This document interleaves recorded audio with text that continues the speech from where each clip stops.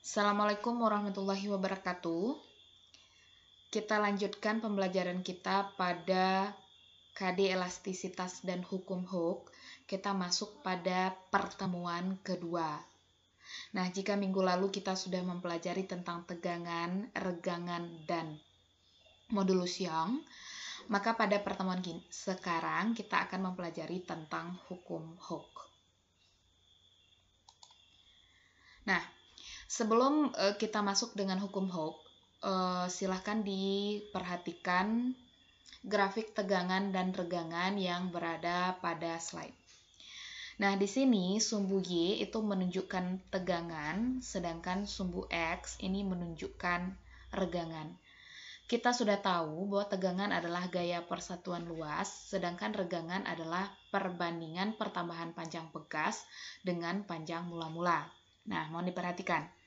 Dari titik O ke titik A, ini adalah daerah yang mengalami deformasi elastis. Nah, ingat, elastis adalah kemampuan suatu benda untuk kembali ke posisi semula atau kembali ke bentuk semula setelah gaya luar dihilangkan. Sebagai contoh, kita menarik karet. Setelah kita lepaskan tarikan karet, maka karet akan kembali ke bentuk semula, atau ketika bermain ketapel. Nah, dari titik O ke titik A, ini adalah grafik yang menunjukkan adanya perbandingan antara tegangan dengan regangan itu berbanding lurus. Artinya pertambahan tegangan itu sebanding dengan regangannya. Nah, jadi dari titik O ke titik A, ini berlaku hukum Hooke. Nah, apa itu hukum Hooke? Sebentar lagi akan kita pelajari. Kemudian dari titik A ke titik B, di sini di titik A dinyatakan bahwa batas hukum Hooke.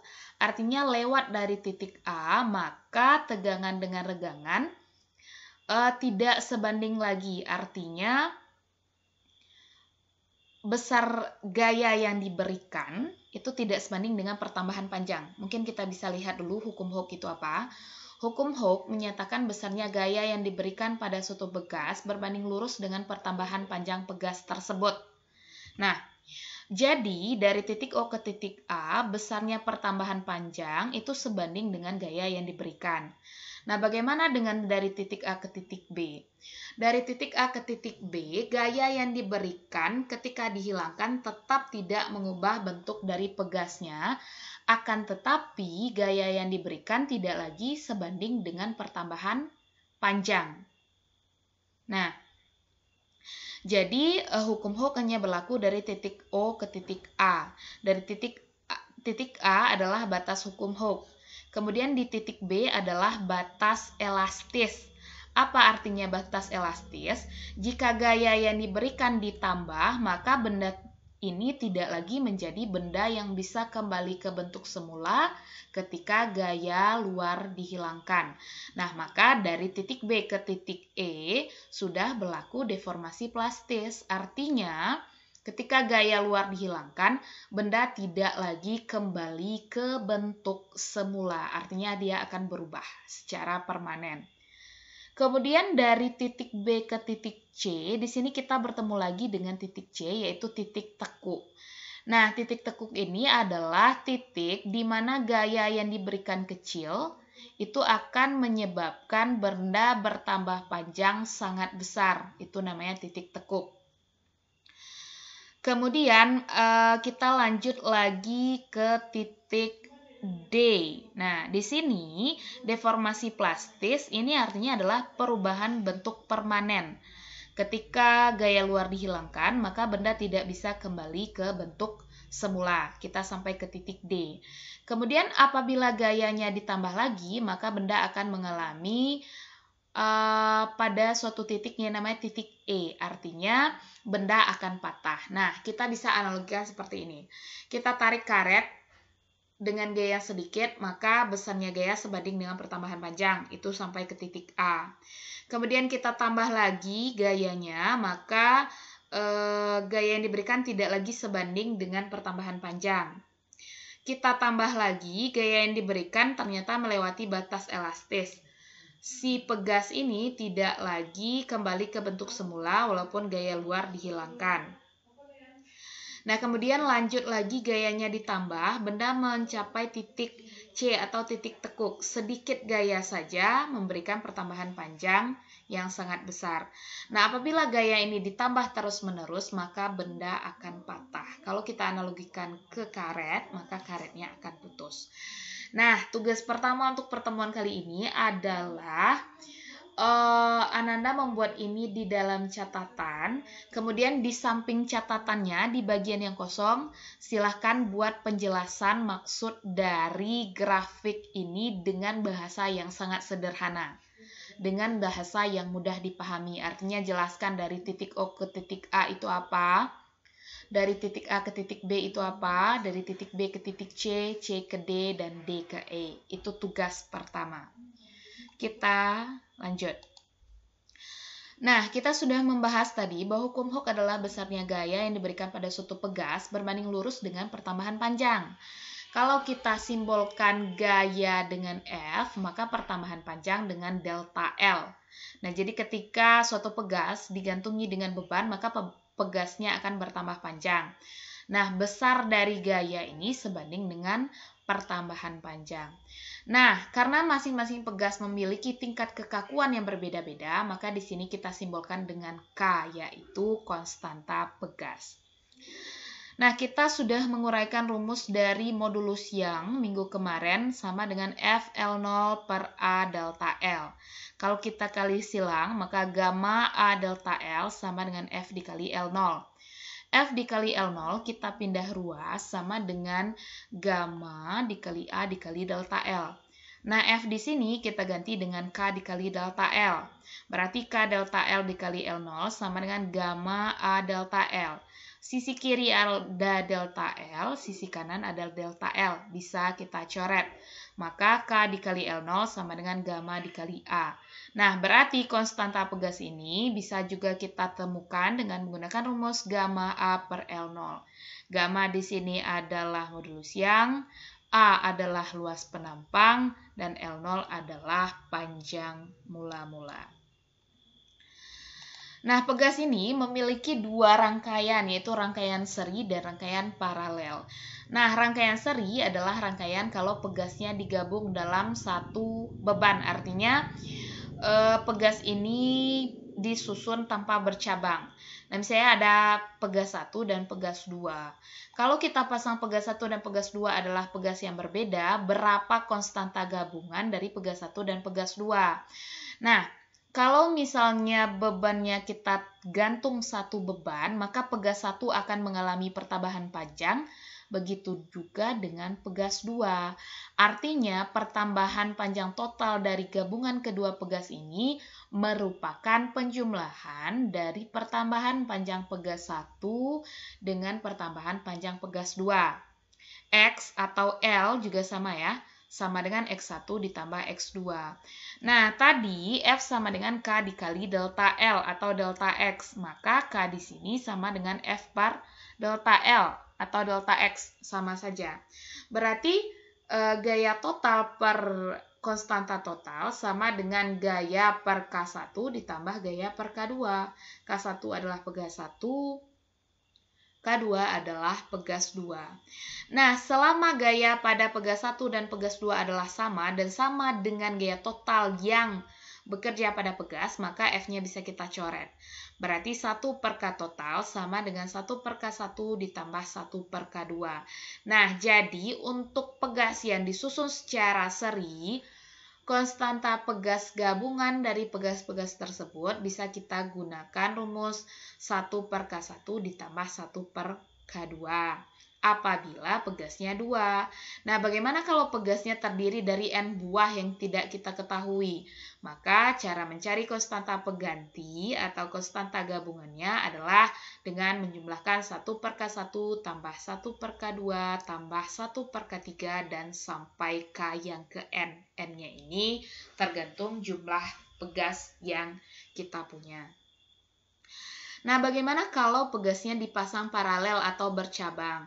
Nah, coba perhatikan, di sini ada satu beban, bebannya ini dibagi ke K1 dan K2. Berarti gaya total yang bekerja pada sistem dari rangkaian ini merupakan gabungan dari pembagian dari F. Berarti F total ini dibagi ke K1 dan juga dibagi dengan K2. Berarti F total sama dengan F1 ditambah F2. Nah, F1 sama dengan K1 dikali delta X. Kemudian K2 sama dengan, F2 sama dengan K2 dikali delta X. Nah, karena delta X1 dengan delta X2 pasti itu kan sama, karena dia dihubungkan dengan satu beban. Berarti delta X-nya bisa kita ubah. Nah, F total di sini adalah K total dikali delta X total. Nah, delta X totalnya ini sama dengan delta X pada K1, sama dengan delta X pada K2. Berarti bisa kita coret. Nah, berarti untuk mencari konstanta pengganti pada pegas yang disusun secara paralel, caranya adalah dengan hanya menjumlahkan masing-masing konstanta pegas. Nah, begitupun kalau pegasnya terdiri dari lebih dari 2 buah, maka tinggal kita jumlahkan tergantung jumlahnya. Kita lanjut. Ketika pegas diregangkan atau ditekan, dia akan memiliki energi. Contohnya apa? Ketika kita tarik ketapel, maka ketapel itu bisa melemparkan sebuah batu, artinya dia memiliki energi.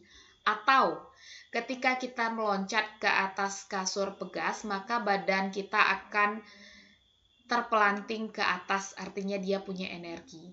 Nah, jadi ketika suatu pegas diregangkan atau ditekan, maka dia akan memiliki energi yang namanya energi potensial pegas. Berapa besarnya energi potensial pegas itu bisa dihitung dengan menggunakan rumus setengah K delta L kuadrat. Nah, delta L di sini juga kadang disimbolkan dengan delta X. K adalah konstanta pegas, delta L atau delta X adalah pertambahan panjang pegas atau berapa banyak pegas tertarik. Nah, contoh soal, suatu pegas memiliki suatu pertambahan panjang. Pertambahan panjangnya 0,25 meter sesudah diberikan gaya.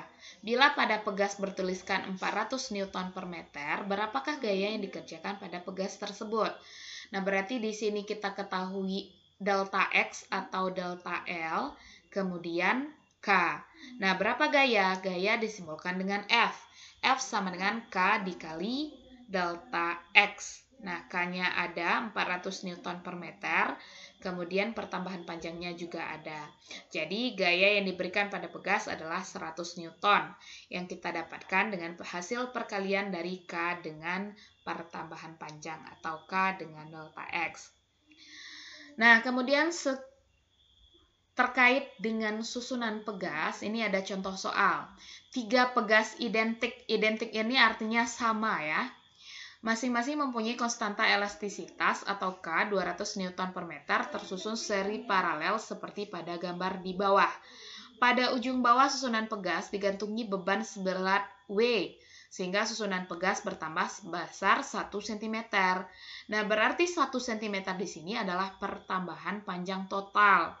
W di sini adalah gaya total. Kalau ada pertambahan panjang total dan ada gaya total, berarti kita harus mencari konstanta pengganti total. Bagaimana caranya? Kita kerjakan satu-satu. Nah, yang paling dekat hubungannya adalah K1 dengan K2. Bercabang, berarti antara K1 dengan K2 terbentuk hubungan paralel. Ingat, untuk pegas paralel, cara mencari konstanta penggantinya hanya ditambah. Berarti konstanta pengganti paralel adalah K1 ditambah K2, besarnya 400 Newton. Nah, ketika K1 dan K2 sudah digabung, maka gambarnya berubah menjadi seperti di bawah, Kp. Nah, antara Kp dengan K3 membentuk susunan seri. Kita cari lagi konstanta penggantinya. 1 per K sama dengan 1 per Kp ditambah 1 per K3. Kita dapatkan hasilnya 400 per 3 Newton per meter. Nah, jika tidak mengerti urutan matematikanya, ini bisa dipelajari sendiri ya. Ini hanya matematika saja. Nah, yang ditanya adalah hitung berat beban. Nah, karena kita sudah mengetahui berapa konstanta pengganti dari sistem ini, maka F sama dengan K dikali delta X. Karena delta X di sini adalah pertambahan pegas total, maka K-nya juga harus K total. K totalnya 400/3 atau konstanta pengganti total 400/3 dikali pertambahan panjangnya 1 cm, kita ubah ke meter. 1 cm itu sama dengan 0,01 meter. Nah, 400/3 dikali 0,01 kita dapatkan gaya totalnya adalah 4/3.